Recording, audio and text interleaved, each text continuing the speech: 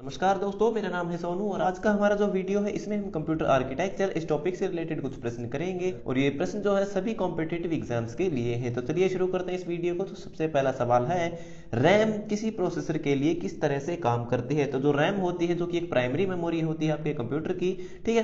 तो रैम जो है वो हमारे प्रोसेसर यानी कि जो जिसे हम सीपीयू कहते हैं, ठीक है, जो प्रोसेसिंग का काम करता है उसके लिए किस तरह से काम करती है। तो यह प्रोसेसर के लिए एक वेटिंग रूम के रूप में काम करती है, क्योंकि प्रोसेसर क्या करता है, प्रोसेसर हमारे कंप्यूटर के अंदर जो भी डेटा हम इनपुट करते हैं उसको प्रोसेस करके आउटपुट हमें वापस देता है।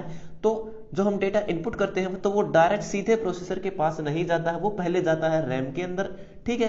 रैम के अंदर वो डेटा हमें दिखाई देता है, कंप्यूटर के अंदर जो स्क्रीन पर हमें दिखता है वो रैम के अंदर होता है और वो डेटा फिर प्रोसेसर के अंदर जाता है और बाद में जो वहां पे प्रोसेसिंग होती है फिर हमें वापस आउटपुट मिलता है। तो जो रैम होती है वो क्या करती है, वेटिंग रूम के रूप में काम करती है, यानी कि जो डेटा है वो सीधे प्रोसेसर के पास नहीं जाता है, पहले वो किसके पास जाता है, रैम के अंदर जाता है, ठीक है। तो रैम के अंदर गया पहले, तो वहां पर उसने कुछ वेट किया, ठीक है, ताकि प्रोसेसर तैयार हो जाए कि उस जो इनपुट आप देने वाले हो उसको प्रोसेस कर सके। दूसरा प्रश्न है, फ्लिप फ्लॉप क्या कार्य करता है। तो फ्लिप फ्लॉप क्या होते हैं, फ्लिप फ्लॉप का मतलब वैसे तो होता है ऑन ऑफ ही, ठीक है। फ्लिप का मतलब वैसे क्या होता है हिंदी भाषा में, फ्लिप का मतलब होता है पलटना, ठीक है। जैसे कोई एलईडी बल्ब है, ठीक है, तो वो जो एलईडी बल्ब है वो या तो ऑन होगा या फिर ऑफ होगा, ठीक है। इसी तरह फ्लिप फ्लॉप भी कुछ इसी तरह से काम करता है। तो वो एलईडी बल्ब जो है वो ऑन कब होता है, जब उसके अंदर इनपुट 1 होता है, ठीक है, और ऑफ कब होता है, जब उसके अंदर इनपुट या आउटपुट 0 होता है। तो फ्लिप फ्लॉप क्या होता है, ये बाइनरी नंबर को स्टोर करता है, जो कि ऑप्शन बी यहां पर आपका सही है। तीसरा प्रश्न है, वह इलेक्ट्रॉनिक सर्किट जो किसी सिलिकॉन चिप पर बना हुआ होता है उसे क्या कहते हैं। तो जो सिलिकॉन से बनी हुई चिप होती है उन्हें हम क्या कहते हैं, उन्हें हम कहते हैं आईसी,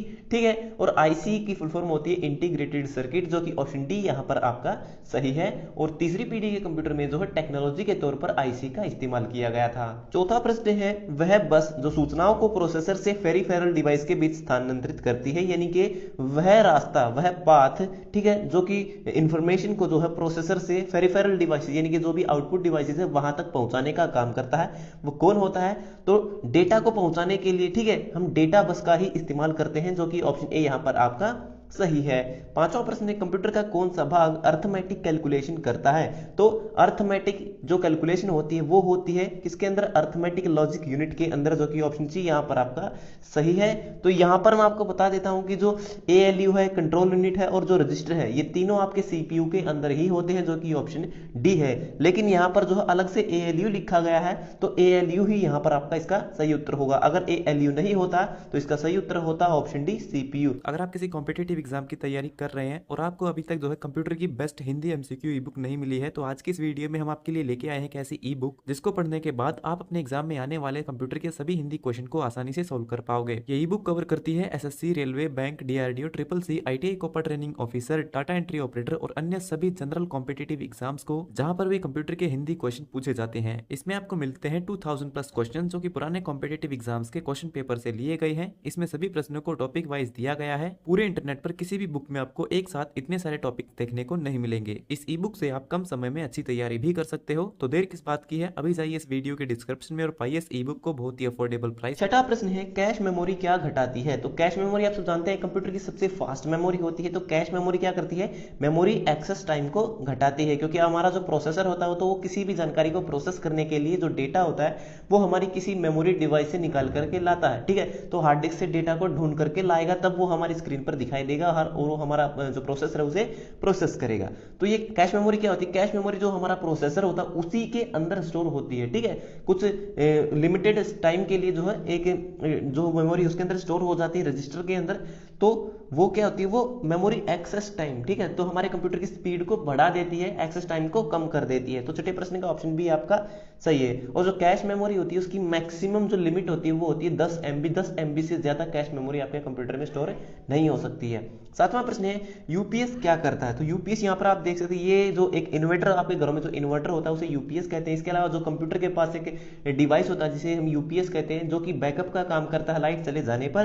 तो ये क्या करता है, ये बैटरी बैकअप देता है, जो कि ऑप्शन सी यहाँ पर आपका सही है। तो यूपीएस की फुल फॉर्म भी आपसे पूछ ली जाती है कि अनइंटरप्टेड पावर सप्लाई इसकी फुल फॉर्म होती है। आठवां प्रश्न है, दी गई मेमोरी को स्पीड के बढ़ते हुए क्रम में प्रदर्शित करें। तो यहाँ पर हमें बताना है कि यहाँ पर हमारे पास 4 मेमोरी के टाइप दिए गए हैं, हमें बताना है कि इनमें सबसे स्लो कौन सी है और सबसे फास्ट कौन सी है। तो हमें यहाँ पर एक क्रम बताना है कि सबसे स्लो से लेकर सबसे फास्ट तक का क्रम बताना है। तो सबसे पहले हमें लिखना है कि सबसे स्लो कौन सी है और सबसे फास्ट कौन सी है। तो इस प्रश्न का जो सही उत्तर है वो है ऑप्शन डी।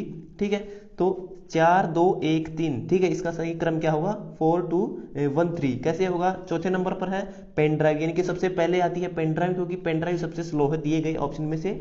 पेन ड्राइव से थोड़ी फास्ट कौन सी है, हार्ड डिस्क है, और हार्ड डिस्क से भी ज्यादा फास्ट है आपकी रैम, और रैम से भी फास्ट है आपकी कैश मेमोरी। जो नौवां प्रश्न है, इनमें से कौन सा एक कंप्यूटर का कार्य नहीं है। तो हमारा जो कंप्यूटर है तो वो क्या क्या कर सकता है, इनपुट लेता है, ठीक है, डेटा को प्रोसेस करता है, डेटा को स्टोर भी करता है, लेकिन हमारा जो कंप्यूटर है उसको काम जो स्कैन करना नहीं होता। स्कैन करने के लिए हम किसी एंटीवायरस का इस्तेमाल करते हैं या फिर किसी एप्लीकेशन सॉफ्टवेयर का इस्तेमाल करते हैं। तो नौवें प्रश्न का ऑप्शन जो डी है यहाँ पर आपका सही है। जो हमारा ऑपरेटिंग सिस्टम है या फिर हमारा जो कंप्यूटर है उसका काम स्कैन करना नहीं होता है। ठीक है, हम उसके अंदर कोई भी डेटा इनपुट कर सकते हैं, लेकिन अगर हमें उसको स्कैन करना है तो उसके लिए अलग से कोई एप्लीकेशन हमें इस्तेमाल करनी पड़ती है। 10वां प्रश्न है, प्रिंटर की क्वालिटी किस में मापी जाती है। तो हमारा जो प्रिंटर होता है उसकी जो क्वालिटी है वो हम डॉट पर इंच यानी कि DPI में मापते हैं, जो कि ऑप्शन बी यहाँ पर आपका सही है। इसमें यहाँ पर आप देख सकते हैं इस इमेज में जो है कम डॉट इस्तेमाल किए गए हैं, यानी कि इसकी जो DPI है डॉट्स पर इंच, एक स्क्वायर इंच के अंदर, ठीक है, एक स्क्वायर इंच के अंदर यहाँ पर कम डॉट है, तो पिक्चर की क्वालिटी भी सही नहीं है।